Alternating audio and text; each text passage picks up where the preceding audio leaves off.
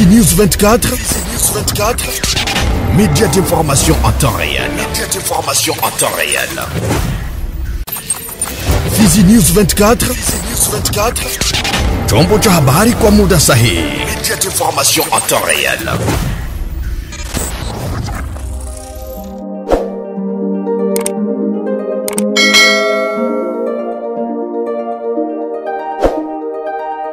Habari za wakati mpenzi mtazamaji wa Fizi News 24, niko mwingi wa furaha kuweza kukutana nawe mara tena katika taarifa yetu ya habari kwa lugha tukufu la Kiswahili. Nitakuomba uweze kuandamana nami mwanzo hadi mwisho, nasema karibu. Tuanzie taarifa yetu ya habari na uko Mukera ambako mtu mmoja aliyejulikana kwa jina la Ramadhani amejeruhiwa kwa kupigwa risasi na mzalendo mmoja kwenye kijiji cha Lumanya siku ya pili ya wiki tunayo. Kwa jambo hilo mkuu wa kijiji cha Mukera Mboka Shetumbula 13 amekemea kwa hali ya juu kirendo hicho lifu zidi ya raia sienatia. Kwa kimkuu kiongozi huyo ameanza kwanza kutoa picha mazingira ya mkasa huo. Mboka Shetumbula 13 anaeleza kwenye line ya simu ya TV yako. Ndiyo, taarifa hizo ni taarifa za ukweli ndugu mtangazaji.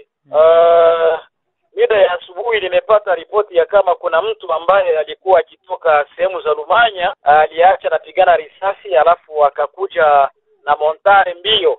Alafu Lumanya kukakuja watu ambao wanakuja wanamkimbiza huyo mtu ambaye aliacha napigana masasi kwa Lumanya. Sasa yeye mbele na pikipiki na wale wanaomfuata nyuma na pikipiki. Alafu wakapiga simu sehemu za Mukela, wazalendo Mukela nao wakaenda za kule ambako wale wandugu wanatokea kwa kuenda kufanya usaidizi ili wakamate wale ndugu. Sasa wakati wazalendo waliposimamisha pikipiki, kumbe ile pikipiki ambayo ilikuwa mbele haikuwa pikipiki ambayo inaleta wale wahalifu. Ilikuwa pikipiki ambayo motare mmoja alikuwa na ile pikipiki. Alafu walipokusimamisha motare kusimama na wale wandugu waliokuja ngambo za Lumanya na wao wakakuja Dema, na ilikuwa ni risasi moja kwa moja, na ule kijana motare akapata risasi ya kunguu. Wale wazalendo wakafika yule ambaye alipiga ile risasi, wakarudia na Lumanya, na wale wengine wakakamata wale motare wakakuja kwa hospitali, na kwa sasa hivi niko naongea na nyinyi walimtransferer anakuwa deja Fizi. Ile ndo hali ya tukio, lakini majina kamilifu sijazipata sababu nilikwenda kwenye kituo cha afya nikakuta deja wamekwisha kumtransferer. Hata hivyo upande mwingine ameongeza kutokuelewa ni wapi mwalifu huyo amepotelea. Yawezekana pikipiki iliyomuleta labda waliachana ku distance. Inawezekana ima village voisin aliingia kazi moja na wakazima pikipiki na akajificha manyumba zimoja wale walifu. Kama vile kiongozi, vitendo kama na hivyo tumevilaani kabisa, sababu sio vitendo vyenye za kuleta amani ndani ya vijiji vyetu. Ni vitendo vya mshangao, sababu eneo kama hizi zetu hizi vitendo kama hivyo huwa haviripotiwi zaidi. Sasa baada ya kwanza kusikia vitendo kama na hivi, vitendo vya kusikitisha, tumevilaani sana, na nimelomba vitengo vya usalama viwe macho kwa kufuatilia ili wale wahalifu wanaofanya vitendo kama na hivyo potovu ili wakamatiwe na wafikishwe mbele sheria. Na huko Baraka ni kwamba mwananchi Mustafa Mbape Mtabiri, mkaji wa Mwemezi, ametaja kuwa mwanga pamoja na mkewe wa virendo vya unyanyasaji vilivyoendeshwa na baadhi ya wazalendo siku ya pili ya wiki tunayo pa Baraka. Ili kutaka kufahamu namna mkasa ulivyokuwa, mwananchi Mustafa anaeleza kwenye vipaza sauti vya TV yako. Leo asubuhi na 6h nilipata tukio. Nilikuwa ningali nalala, mke wangu alitoka na poende Mwanga Mikoyo kumaliza, akakuta wazalendo 3 wiko kumulango. Sasa wakaanza mwambia, mama, mbona uko migulu wazi ayetu hivi? Sasa mke wangu akawaambia, sasa hata nilikuwa nenda Mwanga nani Mikoyo na taingia monani mwangu. Akamwambia, sasa hivi mama unafungwa, kama unapenda usifungwe ilfo ulete 10,000 francs ya mbongo ya makolo ndio tutakuachilia. Mke wangu akamwambia, mimi sina na makuta kwa sasa, mimi sina na makuta, ningalikia asubuhi, mbona mnanifikia asubuhi? Njoo pale kafika nifuyo, mimi nikalamuka ikakuwa nifuyo. Wazalendo wakamkamata mke wangu akamupiga shido na akaenda lalia mkono na hivi mkono iko sawa vile inateuka inavimba kabisa. Ndio wakampeleka kwenye matibabu Sebele kwao, wakampeleka kwenye matunzo. Ndio mimi niliona nikiapeleka hii malalamiko yangu kwenye radio. Mimi sikufahamia. Kifupi walikuja wakamuuliza mke wangu, utuonyeshe fasi kwenye banauzishaka sigareti na pombe na bangi. Mke wangu akawaambia mimi siufahamu fasi kwenye banauzishaka sigareti wala bangi wala pombe. Mke wangu akamwambia awapatie 10,000 francs ya mbongo ya makulu. Kwa kweli sikufahamia kabisa kama walitokea ngambo gani. Kifupi niliona sasa vile walikuwa wananivizia juu katikati yao niliona kuko mzalendo mwenyewe tunapitisha naka tu naye tu mubarabara na muyu wake. Mimi namkuwa namfahamia japokuwa yeye kwa kina nifahamia, mimi nakuwa namfahamia kabisa. Mimi niliona kama ilikuwa ni kuvizia. Wakati waliona watu wanaanza toka sasa kuna nini, wanaanza lamuka kuna nini, njoo umoja akaanza pita naenda. Wanaanza mwambia tokendi. Mwishowe ameomba kwa viongozi wa wazalendo kufanya mchujo wakati wa kusajili ili kufahamu na ni mzalendo halali kwa ajili ya usalama wa raia. Hawakuwa navalia masare ya kijeshi. Kila mtu alikuwa na bunduki, hawakuwa navalia masare ya kijeshi. Selo mimi nilikuwa naona, mimi nakuwa nabaona bana waka ingambo ya huko ku Mezo Skale, njoo zaidi njoo kwa mimi nakuwa na upande wetu sisi tunaona, sisi tulikuwa nafurahikia watoto wetu wanatoka muutumwa wa pori wanakuya kumigini wanakia tuchunga, lakini tunaona hali inaanza kwenda na badilika. Pali wapigane na M23 wanaanza kia tunyanyasa sisi wa raia. Hiyo hali sisi hatufurahikie. Kwa niaba yangu mimi ninaomba kwa vitengo vya serikali na vitengo vya wakubwa wa wazalendo wakague wazalendo wapi njoo wazalendo wa kweli na wapi njoo wasio wazalendo. Juu katikati yao kunaonekana mna wajambazi ambao wanasumbua raia. Nilienda kupozisio wazalendo, nilienda peleki habari kule ku 25 Mezo Plito, njoko nilienda kupeleki habari. Bakasema bataifatililie. Nilikuwa naomba kwa viongozi wa wazalendo kabisa wangetusaidia, waite wa wazalendo, wawatie chini, waonyeshe gisi inapaswa kuwa. Tukiwa tuko Baraka ni kwamba shirika la raia mjini Baraka limetaja kupongeza hatua iliyochukuliwa na FEC mjini humo ambacho ni kitengo cha wafanyabiashara kwa kuitisha kikao na wanamemba wake ili kushusha bei ya bidhaa yao kulingana na bei ya dola, huku akivitaka pia virengo vya kiserikali kufuata bei ya dola sasa wakati wa kutoza kodi kwa raia.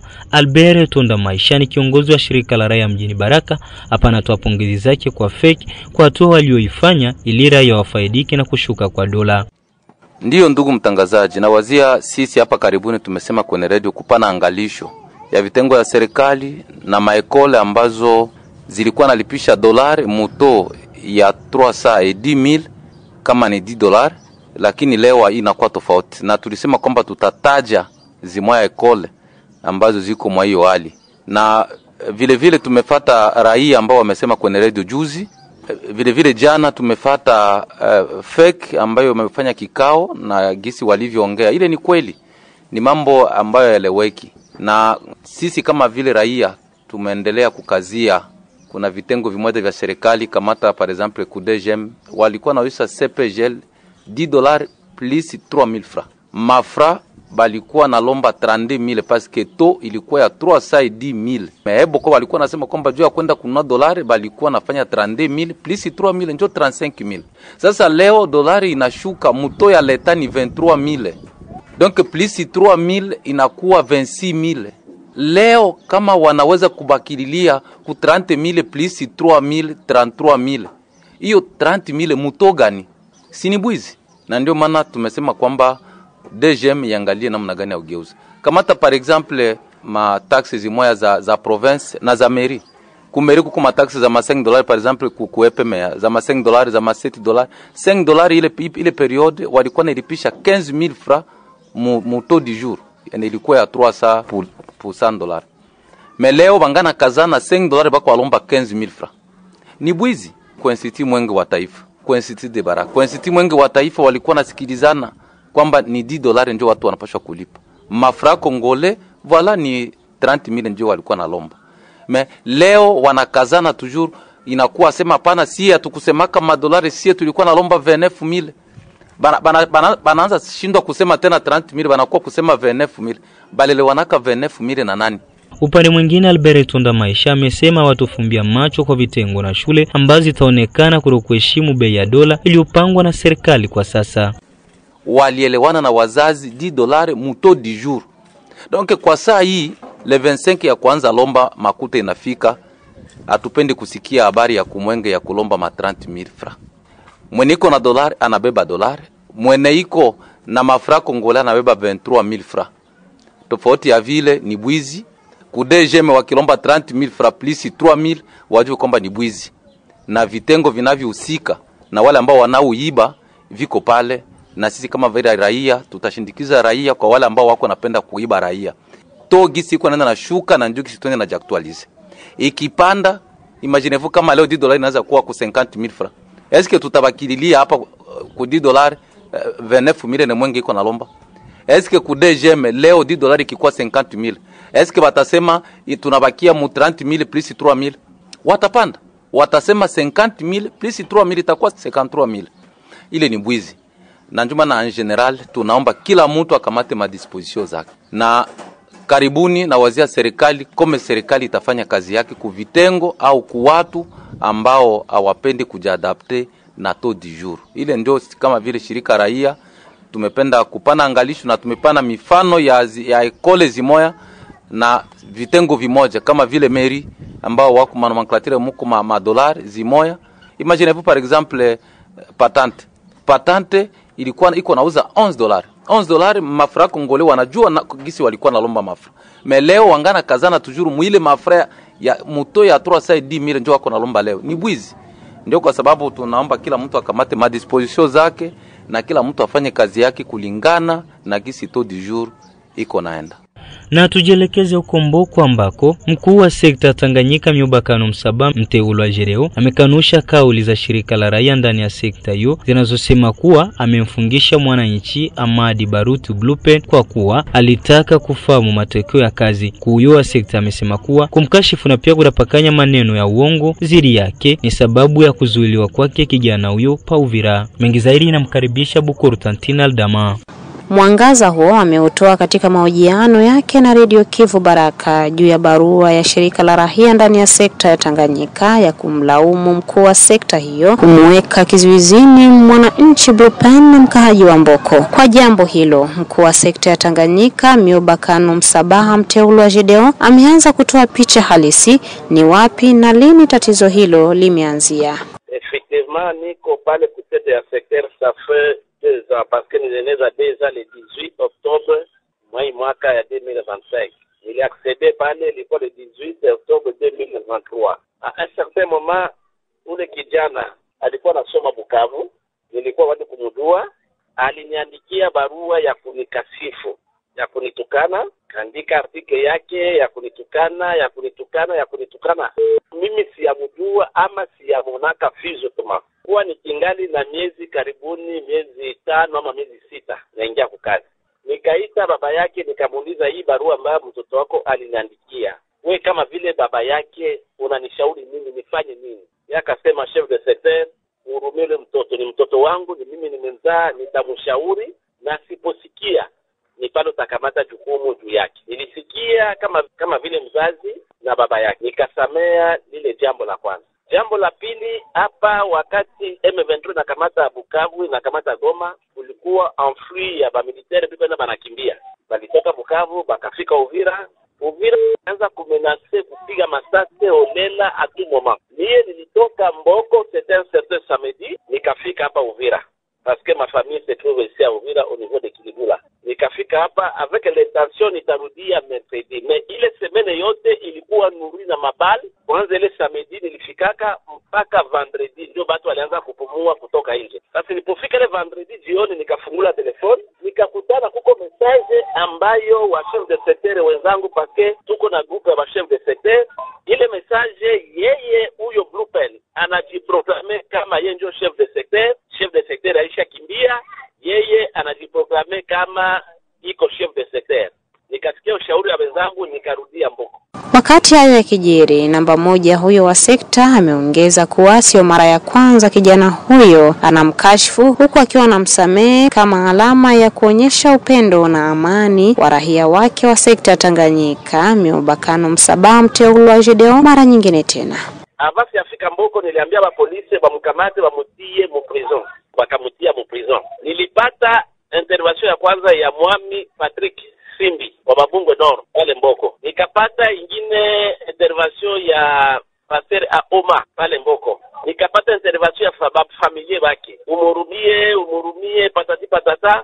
Mimi nikambia komanda la polisi niletee Bluepen parce que mimi si amonaka physiquement. Akamuleta akaingia mu bureau. Hapo deva témoin Mwami wa mwingine na huyo Pasteur Aoma. Nikamuuliza, "Wewe Bluepen?" Aseme, "Ulishaka niona?" Aseme, "Ndio ninakuona." "Nilishaka zozana na wewe?" Aseme, "Hapana." Sasa hii kujiprograma, aseme wewe ndio chef de secteur. Ulikamatia wapi? Aseme, "No, mie haiko mimi nilifanya vile, ni bajeni ndio walifanya vile vitu gani." Bakamoblige aende afanye demandi kama monsieur le journaliste ile lundi mpaka ingine lundi afanya demandi. Nikajidone courage, nikaita famille élargie yake, c'est-à-dire Mubabungwe muko karibuni numba 4. Nikabambia nataka funga Bluepen. Eskize tena ikaanza misamaha vitu gani, nikakubali atake humain, atake père de tout le monde, nikakubali, nikamsamehe. Sasa hii kitu ambayo natuma na mfunga hapa majuzi, nilikuwa niko Mboko, c'était le lendemain passé là.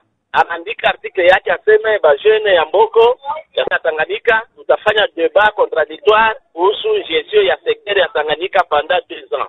Tuulize franka za sekta ya Tanganyika ziko zinaenda wapi, tutafanya ile débat. Ile article bakanitumia hayo, nikasema okay, c'est tout à fait normal, c'est un citoyen comme tant d'autres, tutafanya ile débat, ça ne casse pas le carreau. Tukaikala, hata akanambia twende Uvira. Hivi niko Uvira, tukazungumza na wewe niko Uvira. Pamoja na hayo, mkuu wa sekta amekamilisha hapa kwa kuonyesha kashfu za kupindukia alizozisema dhidi yake. Bakanitumia sana audio zeye aliemetre yeye yo Bluepen. Muzile audio zake anasema il se paie chef de secteur parce que kuko masource concordante iko nazo zinasema chef de secteur iko na kamata franka za secteur anapatia ba mantoro bake yenye biko na machantier baenda kutumika na zile franka. C'est la première infraction. La deuxième infraction anasema chef de secteur akuchaguliwa na raia. Chef de secteur alikuwa nome na mtu mmoja. À ma connaissance, je sais que tout le chef de secteur mwetali yote ya République démocratique du Congo tulikuwa nommé na arrêté ministériel ya ministre wa intérieur à son époque, son excellence M. Kazadi. Kosa ya tatu, ana excité population kufanya révolution. Aseme atakata kulipa mataxe patati patata, ajue mataxe iko naenda na analomba bila. Mimi nikajiuliza, yeye sasa vile nani kulilomba bila, iko administrateur wangu, iko membre wa territorial ama namna gani? Zile kosa ya kusema kama mie niko na bamantor bangu inapatiaka franka za secteur olia kudeveloper secteur, ninapatia bamantor bangu. Dede ile ya kusema kuku alinomaka. Sasa nikasema nono, la justice va nous trancher. Aoneshe bale bamantoro inapatiaka franka za secteur. Aoneshe ule mwenye alinomaka. Mon frère, mon époque, l'époque que nous sommes en train de diriger, ce n'est pas égal à l'époque de l'ancien chef de secteur John Mimiwa. J'ai un tout privé pour ma défi mingi. C'était l'enseigne que secteur azipumui. Question ya rétrocession, question ya makidance avec les bazalendo tout consort, c'est compliqué, je vous assure. Sasa ebo banakamata ile image ya wakati ya Bajon, hii image yetu franka zinayala mu secteur. Je n'en disconviens pas, angelikuya ku bureau, kuuliza ile santé ya secteur. J'allais lui répondre, ningempatia ma education zote, ma ligne zote conduite ningempatia, mais alilancer ku réseaux sociaux na kunievite vitu vya bongo. Sasa ile ndio ya mie kufungisha ule kiana Bluepen. Tukumbushe kuwa shirika la raia ndani ya sekta ya Tanganyika linaomba kuachiliwa kwa bwana Bluepen na kusitishwa kwa kufuatilia baadhi ya wanamemba wa muundo huo, naye mkuu wa sekta. Mpenzi mtazamaji, hapo ndipo tumefika mwisho wa taarifa habari zetu katika lugha tukufu la Kiswahili, na kushukuru ambao unaendelea uregea sikio kila muda na uliendelea kutupa muda wako. Hii ni Fizi News 24 inaokujia kila mara nchini Jamhuri ya Kidemokrasia ya Kongo, eneo la Mashariki. Fizi News 24. Média d'information en temps réel. Média d'information en temps réel. Fizi News 24. Fizi News 24. Chombo cha habari kwa muda sahihi. Média d'information en temps réel.